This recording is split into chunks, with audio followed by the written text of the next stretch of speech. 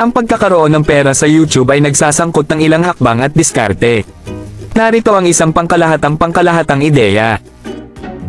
1. Gumawa ng channel sa YouTube. Una, kailangan mong gumawa ng channel sa YouTube.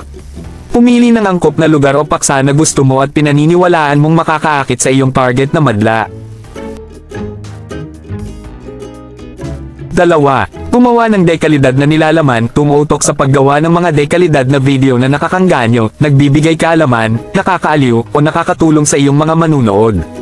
Numuhunan sa magagandang kagamitan gaya ng mga camera, mikropono, at software sa pag-edit upang mapahusay ang kalidad ng iyong nilalaman.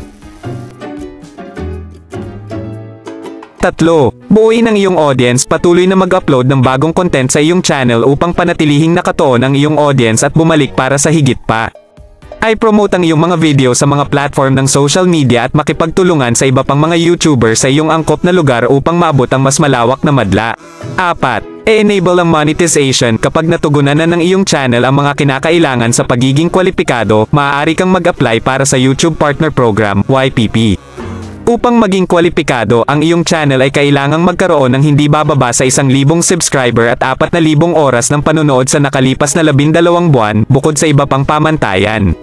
Kapag natanggap sa YPP, maaari kang magsimulang kumita ng pera sa pamamagitan ng iba't ibang paraan ng monetization. 5. Mga paraan ng monetization. Mayroong ilang mga paraan upang pagkakitaan ang iyong channel sa YouTube. Ad revenue. Maaari kang kumita ng pera sa pamamagitan ng mga ad na ipinapakita sa iyong mga video. Ibinabahagi ng YouTube sa iyo ang isang bahagi ng kita mula sa mga ad na ito. Channel membership. Maaari kang mag-alok ng mga channel membership sa iyong mga manunood, kung saan nagbabayad sila ng buwanang bayad bilang kapalit ng mga perk gaya ng eksklusibong content, mga badge, at mga emoji. Merchandise shelf. Kung mayroon kang merchandise gaya ng mga t-shirt, sombrero, o iba pang produkto, maaari mong gamitin ang feature na merchandise shelf para ipakita at ibenta ang iyong mga produkto ng direkta sa iyong channel.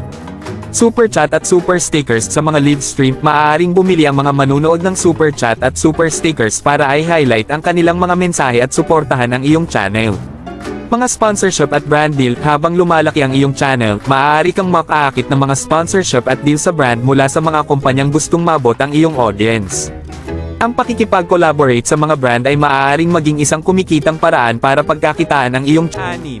Sundin ang mga patakaran at alituntunin ng YouTube. Tiyaking sumusunod ka sa mga alituntunin ng komunidad, mga patakaran sa copyright, at mga alituntunin sa content na angkop sa advertiser upang maiwasan ang anumang mga issue sa monetization at pagsususpinde ng account. Tandaan, ang pagbuo ng isang matagumpay na channel sa YouTube ay nangangailangan ng oras, dedikasyon, at pagsisikap. Mahalagang tumuon sa paggawa ng mahalagang content at pagbuo ng tapat na audience sa paglipas ng panahon.